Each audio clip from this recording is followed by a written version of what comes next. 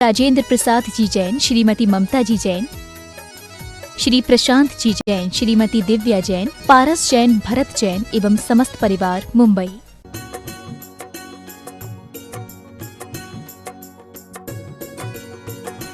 नमस्तेभ्यः। ओम नमस्तेभ्यः। अहिंसा परमो धर्म की आचार्य गुरुवर श्री कुंद कुंद भगवान की, आचार्य गुरुवर श्री ज्ञान सागर मुनि महाराज की। आप लोगों को एकाध व्यक्ति को भी मैं नहीं मानता कि इससे आप अपरिचित हैं। सब लोगों को ज्ञात है, भारतवर्ष को ही ज्ञात है, अड़ोस पड़ोस के देशों को भी ज्ञात है। अब इतना ही नहीं, इस देश के विषय में विश्व के जो प्रसिद्ध देश हैं, अमेरिका जैसे, वह भी इसके लिए लालायित है कि इस भारत के बारे में और भारत में रहने वाले जो उपासक है भारत के ही, उनके विषय में भी उन्होंने अपना विषय तैयार किया है। ये सुन करके हमें ऐसा लगता है तो महाभारत के समय पर पांडवों और कौरवों को एक आचार्य प्रसिद्ध थे जिनको द्रोणाचार्य बोलते हैं, उनको गुरु मान करके सब लोगों ने शिक्षा प्राप्त करना प्रारंभ किया था। वो वही भारत है जो आज में भी वह अपना प्रभाव दिखा रहा है।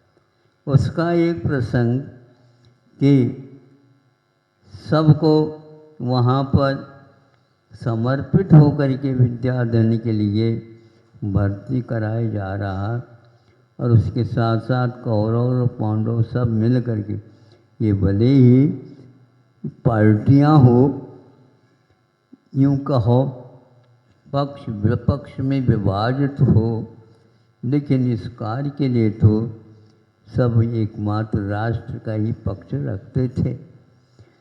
अब उसमें एक व्यक्ति वह भी जुड़ना चाहता था, जुड़ने के लिए आया कि मैं भी इस शिक्षा को प्राप्त कर सकता हूँ, आप यदि हमारे ऊपर कृपा कर दे तो उसके परिचय वगैरह होने के उपरांत कहा गया, यह तुम्हारे लिए विद्या नहीं है, ये क्षत्रियों के लिए है।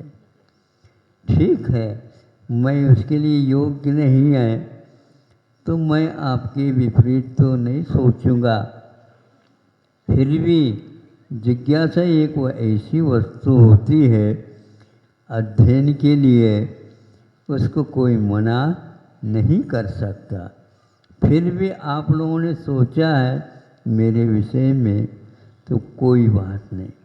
तो वह व्यक्ति चला गया, किंतु उसी समय संकल्प किया था कि मेरे भावों में यदि ताकत है तो ये अध्ययन मुझे ऐसे ही द्रोणाचार्य के मैं अपने दिल में स्थापना करूँगा।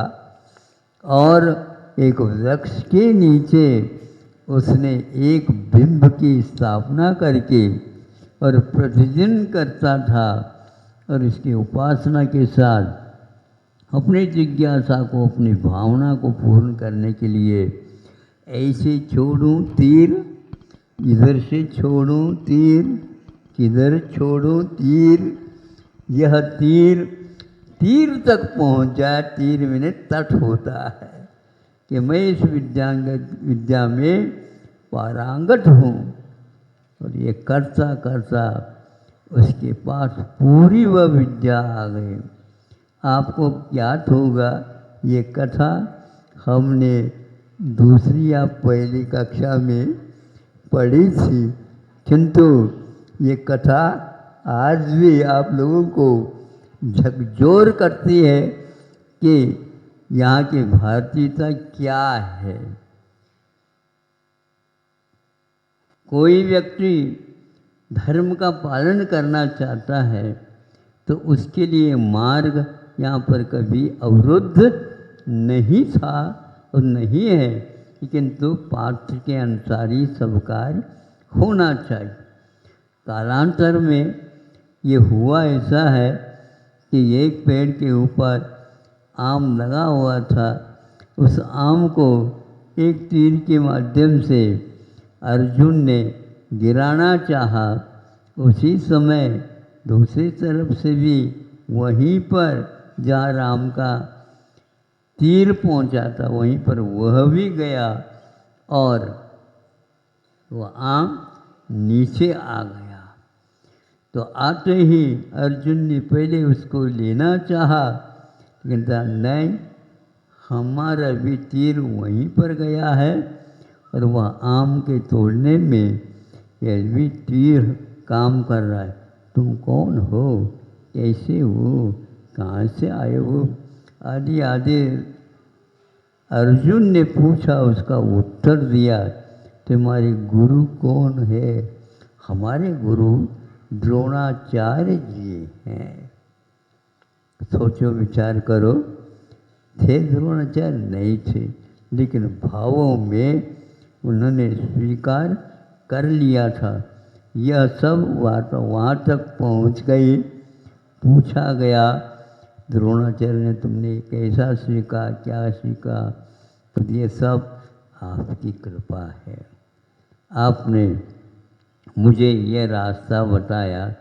ये आप यहाँ पर आपको हम सिखा नहीं सकेंगे, कोई बात नहीं, लेकिन मैं सीख तो सकता हूँ। सिखा नहीं सकते आप, लेकिन मैं सीख तो सकता हूँ, क्योंकि यह आत्मा का ज्ञान का स्वभाव है।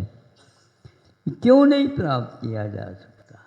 फिर भी ऐसा ऐसा तब उसको लगा कि आगे की बात तो आपको क्या कहूँ।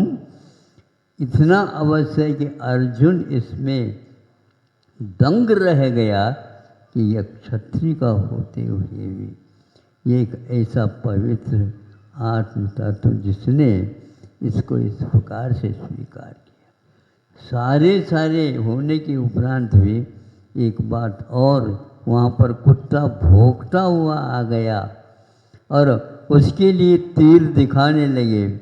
तो यह एकलव्य ने ऐसे बाण छोड़ता गया, कुत्ते को तो कुछ भी नहीं लगा, किंतु शब्द ही उसके बोल नहीं सका, वह कुत्ता भौंक नहीं सका और उसका जीव का रक्षण भी हुआ है।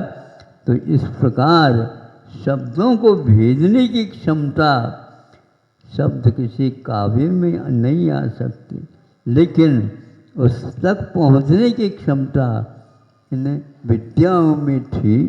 ऐसे विद्याओं से, ऐसे शिक्षण चिकित्साओं से प्रभावित होकर के ही आज भी वो अमेरिका जैन तत्व विज्ञान, भौतिकी और औषधि क्षेत्र में, शिक्षा के क्षेत्र में और आहार की पद्धति के क्षेत्र में उपवास आदि क्यों करते, क्या करते हैं, इसके बारे में भी 450 करोड़ रुपए का व्यय करने का संकल्प लिया। मुझे इसको कह करके इसलिए प्रसन्नता होती है कि जैन तत्व क्या है, यह आज एक जिज्ञासा का विषय बन चुका है। आप लोगों को सोचना चाहिए, आप कमा करके और उसको गाड़ करके रखना चाहते हो, लेकिन ऐसी गड़ाई के साथ करो तो हजारों वर्ष के बाद में भी वह जीवित रहे। और भारतीयता क्या थी इसको सामने ला सके, किंतु समय के अनुसार परिवर्तन अनिवार्य होता है, इसको कोई रोक नहीं सकता। ये वही भारत है जहाँ पर अतीत में ऐसा कार्य हुए हैं, किंतु वर्तमान में उस साहित्य को, उन कलाओं को सुरक्षित रखने का भी दायित्व तो हमारा होता है। अपने आप काल के माध्यम से उसमें जीर्ण शीर्णता आएगी, ये बात अलग है। हमारी अपात्रता के कारण, योग्यता नहीं होने के कारण वह सारे के सारे शिलालेख, तो सारी कलाएं आदि आदि ये सब जीर्ण शीर्ण होंगे, ये भी एक अनिवार्य है। उसके बिना नया खाता खुल नहीं सकता। नए खाता खुलने के लिए भी यह जैसे किसान उस पूरी ज़मीन को वह साफ सुथरे बनाने के लिए सब कुछ कर लेता है और अगली फसल की प्रतीक्षा में रह जाता है। हमें भी जो यह तीर्थ का अवसान होने के उपरांत ये जो तैयारियां हैं, आगे के तीर्थ की योग्यता इसी में है और यहाँ पर उसी प्रकार की व्यवस्था प्रारंभ होगी। अभी भी हमारा कर्तव्य यह है कि उस एकलव्य की भांति, पांडवों की भांति हमें एकजुट होकर के काम करने की आवश्यकता है। इसमें ये कहना चाह रहा हूँ, भारतीय कलाएं अपने आप में बहुत अनूठी थी और है, इसमें कोई संदेह ही नहीं है। उसके अपेक्षा से एक कलाकार ने या दोहा लिख करके ये बताने का प्रयास किया है, कला 72 पुरुष की, जामे 2 सरदार, एक जीव की जीविका, एक जीव उद्धार। ये दोहा हमेशा हमेशा आप लोगों को सामने रख कर के काम करना चाहिए। इसमें सब कुछ कहा उन्होंने, 72 हम बता तो रहे, लेकिन मुख्य तो 2 ही हैं। भारत कभी भी मांगने वाला देश नहीं रहा है, किंतु कर्तव्य मान करके जिसके लिए आवश्यकता है उसकी पूर्ति करने में वह आगे पीछे नहीं देखने वाला है। ऐसा ही भारत सिद्ध होता है। तो एक जीव की जीविका पराश्रित नहीं होते हुए अपने जीवन को चलाने के योग्य सामग्री का स्वयं उत्पादन करें, यहाँ उस दोहा में अर्थ निहित है। और एक जीव उद्धार, जीव का उद्धार इतनी मात्र से नहीं, तो वह जीव का उद्धार आत्मा से। यह शरीर भिन्न नहीं, यह आपा इसके साथ मान करके जो हम चल रहे हैं उसी के द्वारा ये सब पाप घटित हो रहे हैं। उन सब पापों से दूर होने के लिए इस वेद विज्ञान की बड़ी आवश्यकता है। यह इस दोहे के उपसंहार में उन्होंने लिखा है। इसमें सब भारतीयता निहित हो गया, अर्थ के अपेक्षा से, शब्दों की अपेक्षा से। और आज उन्हीं का यदि अनुकरण थोड़ा भी हम कर लेते हैं, अवश्य ही आगे हमारी पात्रता आ सकती है। समय आपका हो गया है और प्रतिदिन दिन छोटे होते जा रहे हैं, दिन नहीं रात बड़ी होती जा रही है।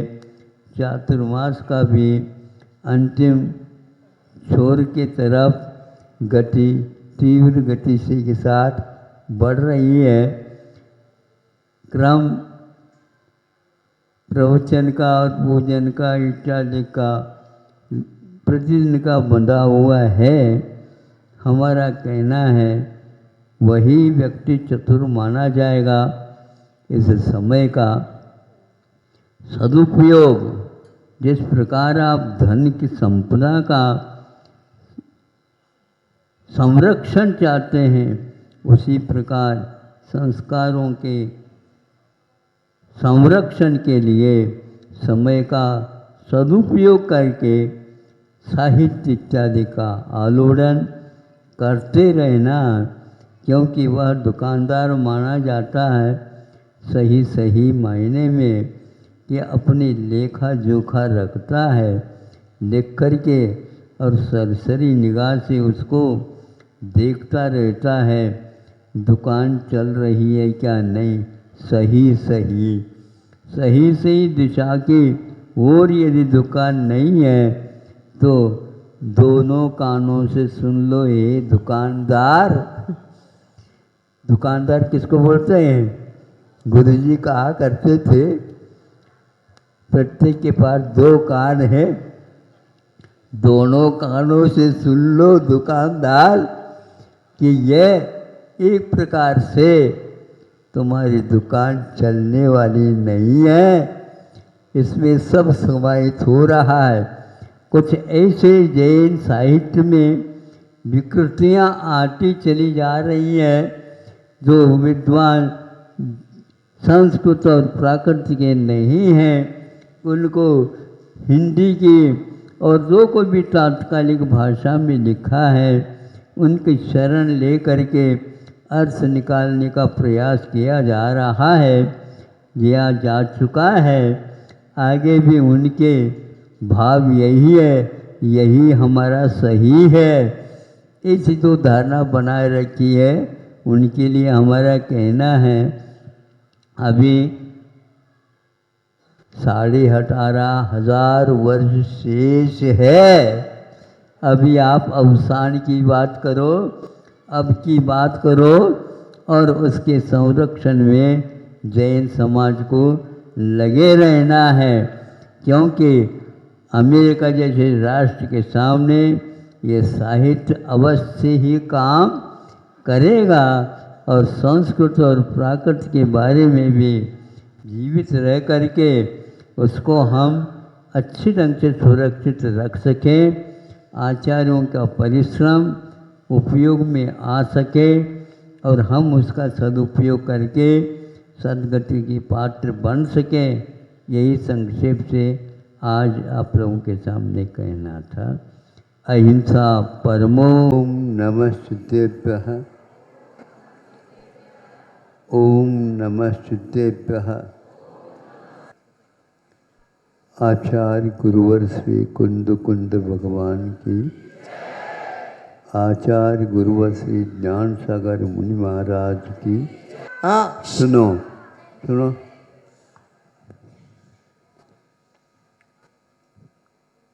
आपके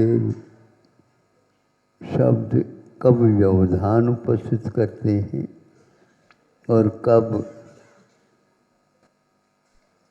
सम्मान के प्रतीक बनते हैं, ये आप लोगों को ध्यान में रखना चाहिए। मंदिर के ऊपर ध्वजारोहण करते,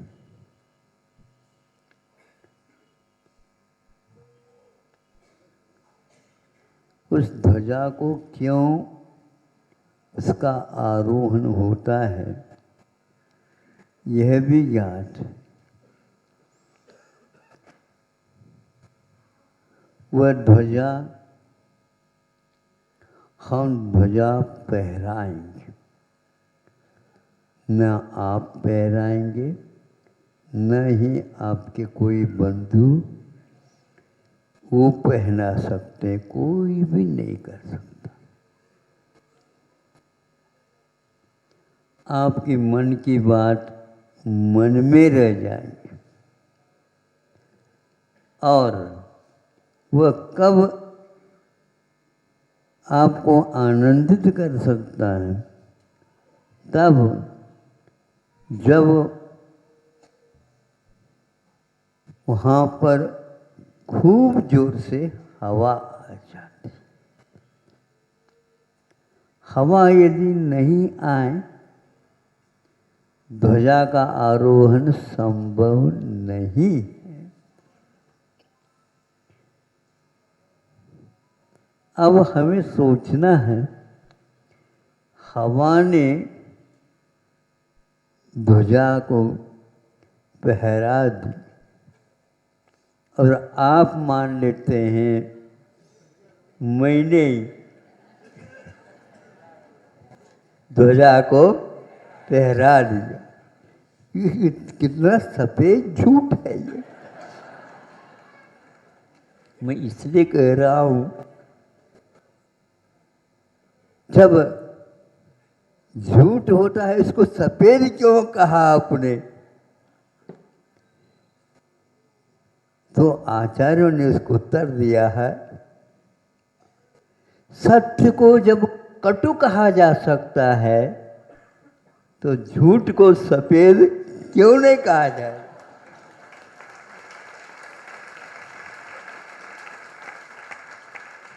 मैं बोल रहा हूं, मैं आपको बताना चाहता हूं, यह कटु सत्य न ही आप कटुता का स्वागत करते हैं और न ही झूठ, उस झूठ को सफेद कहते आप कुछ उत्तर दे सकते हैं। इसको हमने छोटे से पद के रूप में रख दिया है। अब सोचना है क्या निमित्त होता है। हवा रुक गई, ध्वजा आपका नीचे उठ गया, क्योंकि आपने बांध रखा इसे तो रह गया, लेकिन आनंद तो आता नहीं। इसलिए ध्वजा पटाखा ये लगाते हैं, पीतल के भी लग सकते हैं, लगाते, उसमें कितनी भी तूफान आ जाए तो भी वह राउंड तो ले लेगी, लेकिन हवा का काम वह तांबे का पटाखा कर रही है। उसी प्रकार हम हवा को याद न करके अपने उल्लास के साथ आरोहण करा देते हैं, तो कहाँ कहाँ पर आरोहण होता है? ध्यानारोहण भी होता है। ध्यान के समय पर हम अपने आप के आत्म तत्व को अथवा ज्ञान के माध्यम से अपने को ऊपर उठाना चाहें, उठा सकते हैं, और इसका आनंद आपको ही होता है, दूसरे को नहीं होता। कल्पना में भले ही हो, लेकिन वहाँ एक प्रकार से कल्पना न रह करके एक दिन वह साकार हो जाता है। आप लोगों को ऐसे स्वप्न की प्रतीक्षा करना चाहिए। हे प्रभु, आपने जैसे इस काम को किया है, वैसा मैं भी चाहता हूँ कि आप जैसे मैं भी अपने इस जीवन के शिखर पर ध्वजारोहण कर सको।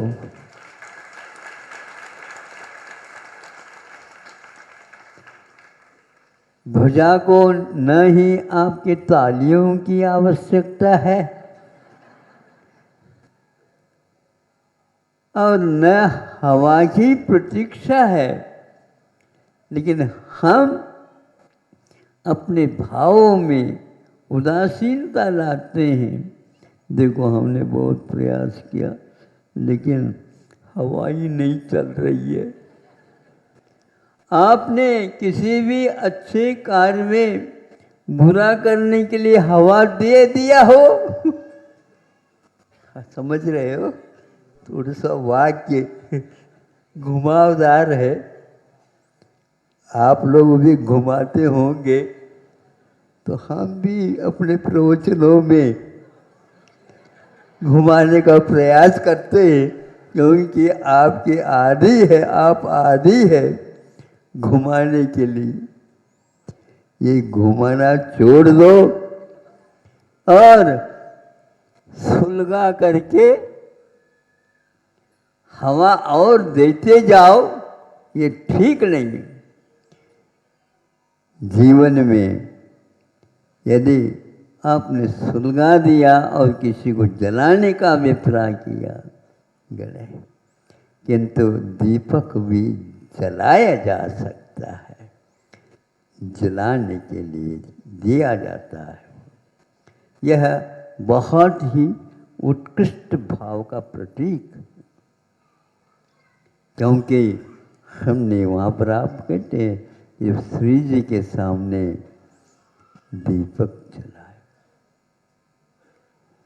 अपने अंधेरी कोठरी में आप अपने कम से कम मन के, उज्जवल मन के दीपक जला सकते हैं और उसको हमेशा हमेशा अच्छे भावों के तेल अथवा घी डालते रहिए और प्रभु को उस प्रकाश में अपने आप को देखते हुए धन्य धन्य कर सकते हैं।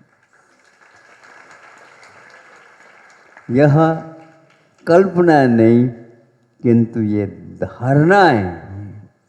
इन धारणाओं का महत्व बहुत है, बहुत है। वैसे तो प्रतिदिन मुनि महाराज धारणा करते हैं, दूसरे दिन पारना करते हैं। इसमें भी आचार्य अखिलंग देव ने कहा, यह भी एक भुक्ति का त्याग करके प्रतिदिन का संकल्प है उनका। आप अंतों के लिए उठ जाते हैं। मुनि महाराज अब कहते हैं हमारा त्याग है। उनको कभी भी ये मन में आता ही नहीं, शाम को भी उठ सकते हैं। सुबह मत उठाओ तो शाम को उठ जाओ। यदि ये धारणा पक्की होती है तो करोड़ों करोड़ों वर्ष तक भी वह इस व्रत को पालन करते रहते हैं। आप रात भी का त्याग कर देते हैं, अंशों को रख देते हैं, तो ये कहते हैं हम तो एक दिन में एक ही बार लेंगे। इसी त्याग के कारण आप 28 भी कर लो तो भी इनके इस त्याग का कोई सानी नहीं है, क्योंकि आप चूँकि रात का मात्र त्याग कर रहे हैं और ये शाम को भी त्याग कर देते हैं, और कल जब तक उठेंगे नहीं तब तक इसके बारे में विकथा भी करते नहीं हैं। इसका अर्थ ये हुआ वह 24 घंटा दीपक जल रहा है। किसकी जल रहा है? तो वह धारणा रूप दीपक है। ये आज ऐसा धारणा ले ली जो हम कल तक नहीं थे। अब आप ही सोचिए भाव में किस प्रकार उत्कर्ष होता रहता। किसी भी प्रकार से वह अपने इस गुण को, व्रत को दूषित तक भी नहीं करना चाहते। तो इस प्रकार आप अपनी धारणा शक्ति बढ़ाइए, और अपनी धारणा शक्ति बढ़ाइए तो बढ़ती चली जाती है। और यदि आप धारणा नहीं बनाओगे तो शाम को पुनः वह कमज़ोर होने से क्यों हमने त्याग कर दिया। सावक के तो अच्छे हैं, उनको भी पंचम गुण स्थान होता है, दोनों हाथों में लड्डू ले लो। ये समझे, ऐसे यदि भाव हो जाए तो ये कहेंगे महाराज हमारे लिए आप परेशानी पैदा कर रहे हैं। कैसे के विषय परेशान? इसलिए कि आपकी पालना की हम प्रतीक्षा कर रहे हैं। है क्या नहीं ये भाव? बिल्कुल। फिर हमारा क्या होगा? तो इसलिए आचार्यों ने इनको कहा, तुम्हारी एक धारणा ने एक मुक्ति का त्याग किया तो हजारों हजारों व्यक्तियों के लिए पालना करना, प्रार्थना करना, इसमें जो लगन लगी है, ये भावना उनकी असंख्यात गुणी कर्म निर्जा के लिए कारण है। होलसेल दुकान है तो वह फुटकर दुकानों को भी प्रोत्साहित करता रहता है। आपकी होलसेल दुकान चलती रहे ताकि हमारी छोटी छोटी दुकान भी चलती जाए। इसलिए हम चाहते हैं आपकी भी छोटी छोटी दुकान खूब चले। नहीं समझे? खूब चले। उसके कारण हमारा होलसेल दुकान भी और ऊपर चले जाए। इस प्रकार एक पालना और एक धारणा का यह भाव आपके सामने रखा। कैसा लग रहा बताओ तो?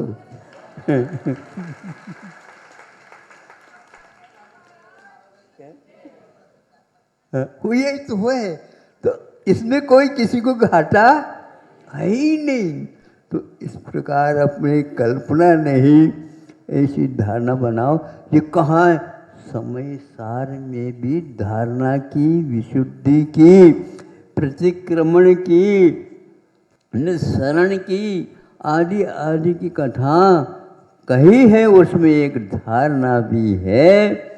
तो उस धारणा के माध्यम से पृथ्वी धारणा, जल धारणा, अग्नि धारणा, वायु धारणा, फिर इसके उपरांत पदस्थ, रूपस्थ, रूपातीत धारणा, ऐसे ऐसे छलांग लेते जा रहे हैं, उछलते चले जा रहे हैं। एक सिंहासन के ऊपर अपने आप को बिठा करके और अरहत परमेष्ठ का स्वरूप का ध्यान, यह रूपातीत, यह पदस्थ, पिंडस्थ धारणा का प्रतिफल है। और सब काम होता जाता है। इसमें न उम्र की बात है और न ही जीवन की बात है। जब तक ये भाव रहेंगे तब तक ये काम हो सकता है। ध्वजारोहण करो और ध्वजा फहराओ और आनंद का अनुभव करते रहो। और इस प्रकार बार बार ध्वजाओं का परिवर्तन के लिए भी आगम में उल्लेख मिलता है। सुना तो था हमने, 48 दिन में एक बार ध्वजा का रोहण पुनः होता है। हमेशा हमेशा होना चाहिए।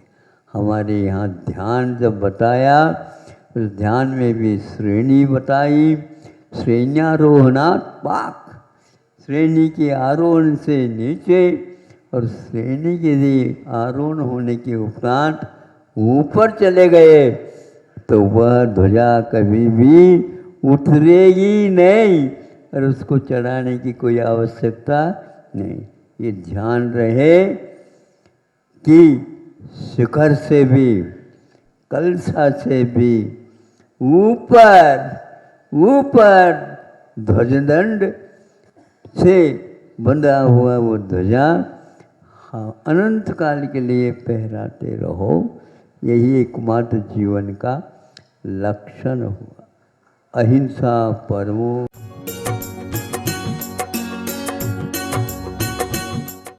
बोलो संत शिरोमणि आचार्य गुरुवर श्री विद्यासागर जी महामुनि राज की, समस्त आचार्य संघ की। ए रोकडे वकील, माझा पॅड आणा पहिला.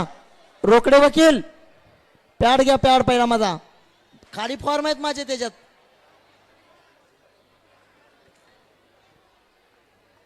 जल्दी. हॅलो, जो परम पूज्य संत शिरोमणि आचार्य भगवान विद्यासागर जी महामुनि राज की, समस्त आचार्य संघ की। आज के दिन यहाँ आचार्य के चरणों में श्रीफल अर्पण करने के लिए निमंत्रित करते हैं। यूट्यूब चैनल में जिसकी जो 1000 लोग जिनको फॉलो करते हैं, ऐसे उज्जवल जी पाटनी यहाँ आए, वे आए और आचार्य जी के चरणों में श्रीफल अर्पण करके आशीर्वाद प्राप्त करें। एवं Dimple Patni international motivational speaker, करोड़ों लोग आज इनका यूट्यूब में फॉलोअर है, ऐसे उज्जवल जी पाटनी आज आए हैं, वे आए और आचार्य के चरणों में श्रीफल अर्पण करके आशीर्वाद प्राप्त करें।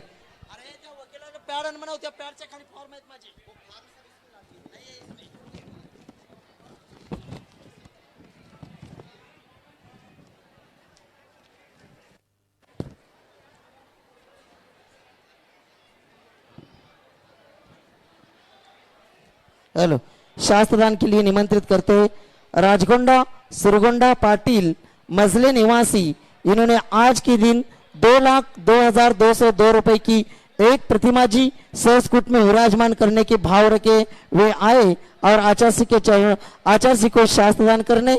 शुक्ला दीपक पाटिल मजले निवासी, इन्होंने 35 ग्राम की सोने का एक कंगन दिया है, वो भी आए और आचार्य को शास्त्रदान करें। 35 ग्राम का सोने का कंगन शुक्ला दीपक पाटिल इनसे प्राप्त हुआ है। कल्पेश अरविंद चंदूलाल कोठाड़िया, इन्होंने 55,555 रुपए की दान राशि की स्वीकृति दी है और एक कमंडल का फल भी अर्पण करना चाहते हैं, वे भी आए और आचार्य को शास्त्रदान करें। जिग्नेश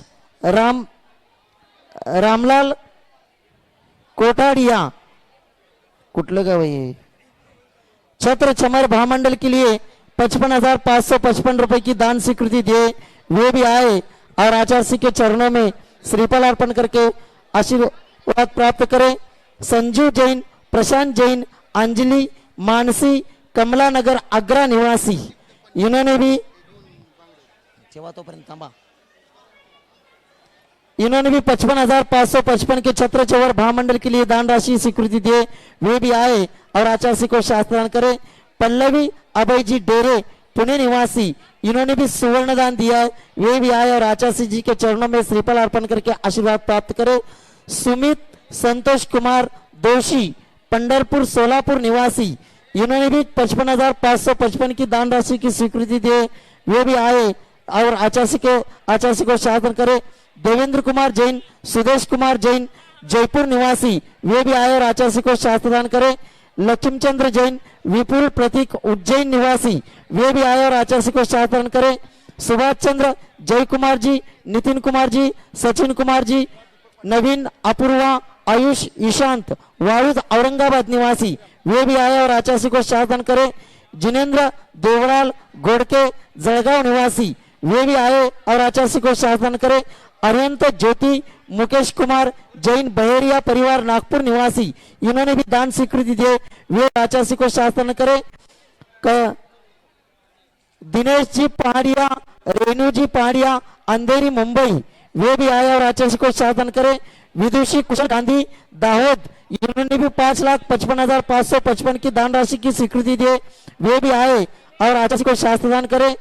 श्री प्रियंका जैन, इन्होंने भी दान राशि की स्वीकृति दी, वे भी आए और आचार्य को शास्त्रदान करें। सभी लोग अपने अपने स्थान पर बैठेंगे, पूजन कर रहे हैं। हो गए हो गए ना, जिस भेष में जिस सभी लोग अपने अपने स्थान पर बैठेंगे। हो गुरु भक्ति करो, गुरु भक्ति करो, गुरु भक्ति करो। आचार्य श्री जी के चरणों में हमें झुका रहे अपना माथा, जिनके जीवन की हर चढ़िया बन पड़ी स्वयं ही नवगाथा। जैनागम का वह शुद्धा कलश जो बिखराते हैं गली गली, जिनके दर्शन को पा कर के खिलती मुरझाई हृदय कली। ओम रूम परम पूज्य संत शून्याचार्य भगवान विद्यासागर जी महामुनींद्र अत्र अवतर सवटु इति आह्वाननम् जय हो जय हो अत्र तिष्ठ स्थापनम् जय हो अत्र सन्निधोष्ठ स्थापनम् सनदीकरणम् जय हो गुरुवर जय हो गुरुवर। दीदी जल्दी करो। संसार के विषयों में पढ़कर मैंने अपने को भरमाया, इस राग देश की वैतरणी से अब तक पार नहीं पाया। तब विद्या सिंधु के जल कण से भव कालश धोने आया, आना जाना मिट जाए मेरा यह बंद काटने आया हूँ। ओम रूम परम पूज्य संत शून्याचार्य भगवान विद्यासागर जी महामुनींद्राय जन्म जरा मृत्यु नाशनाय जलम निरूपामिति स्वाहा। ओम रूम परम पूज्य संत शून्याचार्य भगवान विद्यासागर जी महामुनींद्राय संसार ताप विनाशनाय चंदनम निरूपामिति स्वाहा। ओम रूम परम पूज्य संत शून्याचार्य भगवान विद्यासागर जी महामुनींद्राय अक्षय पद प्राप्त अक्षतम निरूपामिति स्वाहा। ओम रूम परम पूज्य संत शून्याचार्य भगवान विद्यासागर जी महामुनींद्राय काम विनाशनाय पुष्पम निरूपामिति स्वाहा। ओम रूम परम पूज्य संत शून्याचार्य भगवान विद्यासागर जी महामुनींद्राय क्षुधारोग विनाशनाय नैवेद्यम निरूपामिति स्वाहा। ओम रूम परम पूज्य संत शून्याचार्य भगवान विद्यासागर जी महामुनींद्राय मोहन धक्कार विनाशनाय दीपम निरूपामिति स्वाहा। ओम रूम परम पूज्य संत शून्याचार्य भगवान विद्यासागर जी महामुनींद्राय अष्टकर्मदानाय धूपम निरूपामिति स्वाहा। ओम रूम परम पूज्य संत शून्याचार्य भगवान विद्यासागर जी महामुनींद्राय महामोक्ष फल प्राप्ति फलम निरूपामिति स्वाहा। आगे की बोलिए। जग के वैभव को पाकर मैं निश दिन के साल मस्त रहा, चारों गतियों की ठोकर खाने में ही अव्यस्त रहा।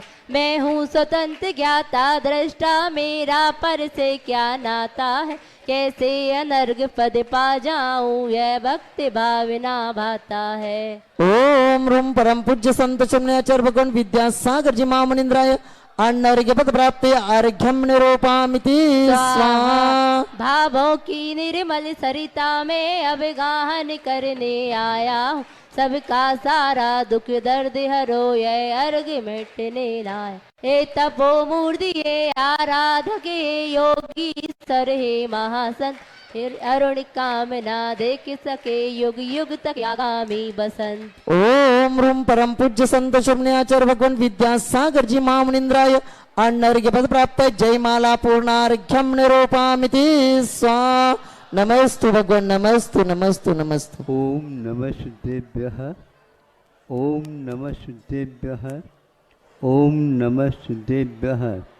अहिंसा परमो धर्म की आचार्य गुरुवर श्री कुंद कुंद भगवान की, आचार्य गुरुवर श्री ज्ञान सागर मुनि महाराज की।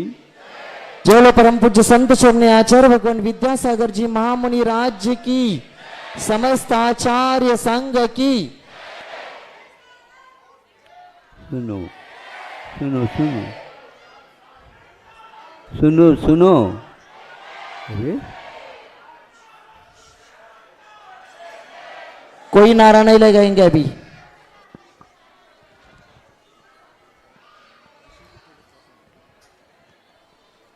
हाँ, दीपक पहले चलते थे, लाइटिंग व्यवस्था वगैरह नहीं थी, उस समय की बात है। दीपक जला दो, तेल भी डाल देना, ये कहा। बाती को भूल गया, दीपक में तेल डाल दिया और लिया, वो जल नहीं रहा, वो जल नहीं रहा। क्यों नहीं जल रहा? ये तो आपने कहा था, उसकी नत किया ही हमने। तेल भी डालो, तेल डाल दिया, लेकिन वह नहीं जल रहा। अरे बाती की ओर भी देखते, आपने कहाँ बताया, बाटी डाल दी। फिर इसके उपरांत पुनः कहा अभी जल नहीं रहा है वो, तो क्या हो गया, गुस्सा हो गया होगा, क्यों नहीं जला। अरे गुस्सा कोई वस्तु नहीं होती है, विधिवत आप जलाना सीखो। अब क्या करना, वो इसलिए नहीं जल रहा, उसमें कुछ खाली भी रखो। खाली का अर्थ क्या होता है, थाली नहीं, खाली भी रखो का अर्थ यह है जब आप इन सभी चीज़ों को डालोगे, यदि उसमें हवा नहीं रहेगी तो भी नहीं जलेगा। तो हवा तो डाल दी, लेकिन कौन सी हवा डाल दी, प्राणवायु नहीं, तो कौन सा वायु, कार्बन डाइऑक्साइड। हाँ, तो वो डाल दिया। अरे ये क्या कर दिया आपने, हाँ उसको तो पहले बाहर निकालना चाहिए, तो आपने बताया नहीं। प्राण वायु के लिए अलग संज्ञा दी गई है, उसको डाल दो। हाँ, ये एक उदाहरण दिया हमने, कौन से वस्तु में कौन सा कार्य पैदा करने की क्षमता है, ये जाने बिना वस्तु का आप लोग उपयोग सही नहीं कर पाएंगे। और सही उपयोग यदि नहीं होता है तो जीवन में कभी आनंद का अनुभव हो ही नहीं सकता। देखो उसका पेट गड़बड़ में आ गया, क्योंकि उसने पेट को पूरा भर लिया। पूरा भरने के लिए नहीं कहा कि भरपेट करके भेज देना इनको, कभी भी भूल नहीं करना। भरपेट का अर्थ यथा योग्य ही भरना। आज डॉक्टर लोग भी कह रहे हैं भाई अच्छे ढंग से खाओ, नहीं समझे, सब ठीक ठाक हो जाएगा, ताकि हमारे पास आप हमेशा हमेशा क्या इतने पैसा भी तो चाहिए, पैसा आता रहे, सब हो जाएगा। कैसे हो जाएगा, आज दुनिया इसी प्रकार रो रही है। अपने यहाँ ये बताया गया है, उचित कारणों के बिना इसमें सब आ गया, कार्य का मुख हम देख नहीं सकते हैं। तो पेट पर थोड़ा सा गर्म पानी के थैली से सेक लो, ठीक हो जाएगा। सेकना, इससे कुछ नहीं हुआ। कहाँ क्या कैसे सेक रहे थे तुम, तो ऐसे ऐसे सेक रहा था। डॉक्टर ने कहा ये क्या कर दिया आपने, इसमें गेंद नहीं खेलना है, किंतु इसमें भी चाराना पानी नहीं भरना, 12 आना भर देना। तो भर गए, तो वह सामान सब जगह उस थैली का सेक हो गया। इन सब बातों से आज के आपके बच्चे अवगत नहीं हैं, ये मैं कह रहा हूँ। अब सब जो है आपको सुनाना पड़ेगा। वो बच्चा हमें नहीं सीखना, हमारे पास ऐसा सीख दे दिया गया है, अब कोई आवश्यकता नहीं सीख। इसको सीख नहीं बोलते, इसको क्या बोलते हैं, छींक कर दो। नहीं समझे, छींक दो तो अपने आप ही जो गलत हवा इत्यादि है वो सब निकल जाता है। फिर इसके उपरांत आप अनुभव आपको होगा। जिस शिक्षा में आपको अनुभव नहीं मिलता है वह शिक्षा किसी काम में नहीं आ सकता। यह अनुभव लेना ही सुशिक्षित माना जाता है। और इस अनुभव से हीन होना अशिक्षित हो जाता है, चाहे सुशिक्षित का हो चाहे अशिक्षित का हो। अनुभवहीन यदि है उसका यहाँ पर कोई काम नहीं हो पाएगा। हाँ, भगवान की प्रार्थना भी करोगे आप, सोच समझ करने ही करके ही करना, नहीं तो वहाँ पर भी आप सफल नहीं हो पाओगे। क्योंकि जो नीचे सफल रहता है वह ऊपर के लिए भी सफल बन जाता है। फल वहाँ लगता है, जड़ यहाँ है, जड़ में फल नहीं लगते हैं, किंतु जड़ के बिना भी देखते रहो फल नहीं आएगा। ये तीनों पुरुषार्थ आप करते जाओगे तब उस पेड़ में फूल भी आएंगे और फल भी लगेंगे और मीठा फल लगेगा। उस समय फूल गायब हो जाएगा। आज न फूल लगा है, न फल लगा है, न पेड़ है, न पत्ते हैं और न ही उसके जड़ है, किंतु ऐसे ऐसे भी वृक्ष आ रहे हैं। ये विज्ञान की उपज है। ऊपर जो नीचे आलू लगता था, नहीं समझे, आज पेड़ों के ऊपर लटक रहा है और इसके लिए नाम दिया गया जैन फूड। आप सोचो, जिसको जहाँ पर रहना है उसको वहीं पर रखना है। आज बहुत सारे वहीं पर बेगम भी लटक रहा बेगन, और वहीं पर आम भी लटक रहा है, वहीं पर और भी लटक रहे हैं। सब कुछ हो गया, किंतु एक भी फल में उचित रस गंध आदि नहीं है, क्योंकि यह विज्ञान की उपज है। अब बोलो, आपको जो स्वाद और स्वादिष्ट फल मिलता है क्या? नहीं, वह दिखाने के योग्य टमाटर अलग है और देसी टमाटर अलग है। पहले आप पूछते हैं भैया टमाटर दे दो, कौन सा? वो कहता यूं नहीं, ये जो गोल गोल रहते ना, हाँ, लाल सुर्ख रहता है, उसमें ही है। इसी प्रकार जो विविधता है वह पूरी पूरी नहीं है।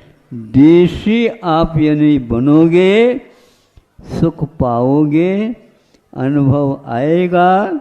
विदेशी पाओगे आप तो विदेशी होगे। तो क्या होता, उसको बोलते हैं भैया ये परदेसी आ गया। उसको महत्व नहीं दिया जाता है। वहाँ पर से क्या ले आया, वहाँ पर क्या मिलने वाला है, और यहाँ से और ले जाना पड़ता, भेजना पड़ता। असली भोग की चीज़ तो यहाँ से भोगे जा रहे हैं, वहाँ से कुछ चमक दमक वाली बातें आ रही हैं। आपका भी नसीब कैसा है ये हम समझ नहीं पा रहे। नसीब क्या करेगा इसमें, क्योंकि सीमा का उल्लंघन हो चुका है। अब बच्चों को सोच समझ करके जो कुछ भी कराना है कर लो, इतना ही मैं पर्याप्त समझता हूँ। रबड़ के थैले को जो गर्म पानी से यदि पूर्ण भरोगे, सेक आपका नहीं होगा। सेक उससे नहीं होता, किंतु खाली रखने से होता। पूरी खाली रखोगे तो नहीं होगा। विधि है ये। इसी प्रकार पेट के लिए भी कहा गया है, सब कुछ इसको भर दो। हम लोगों के लिए भी कहा है, कथम भुंजे जय। वो कहा है कि 4 आना कोना खखना, जिसको आकाश तत्व बोलते हैं। बाकी 4 भूत होते हैं बड़े, वह आप लोगों के लिए अवगत है। यानी हवा का होना अनिवार्य है भोजन करने के उपरांत भी। बाद में खाली नहीं करना, किंतु पहले से ही उसको चाराना, कोना, खाली रखना, यह विधि है। किंतु आज 2-2 घंटे में 2-2 घंटे में 2-2 घंटे में भोजन कर रहे हैं, क्योंकि साहूकार हैं। नहीं समझे? अब जब श्वास लेना मुश्किल हो गया, अब क्या करोगे? और कुछ नहीं करना, अब तो भगवान भजन करना। भगवान आपको सही ठिकाने पर, ये क्या है? भगवान से ये काम लेना चाहते हो? नहीं, उनका ये कहना कि विधिवत आपको करना है। और विधि क्या है? वह अन्यत्र कहीं नहीं मिलती, यहीं मिलती है, देश में ही मिलती है। किंतु बुद्धि यदि ठिकाने पर है तो उसका सदुपयोग हो सकता है, उसका उपयोग करना चाहिए। सही सही दिशा में उपयोग किया हुआ, जो कुछ भी पुरुषार्थ किया हुआ है, वहाँ आपके लिए पुरुषार्थ अने पुरुष हो तो अर्थ में प्रयोजन आपको दे देगा। इतना स्पष्ट है। अहिंसा परमो धर्म की जय।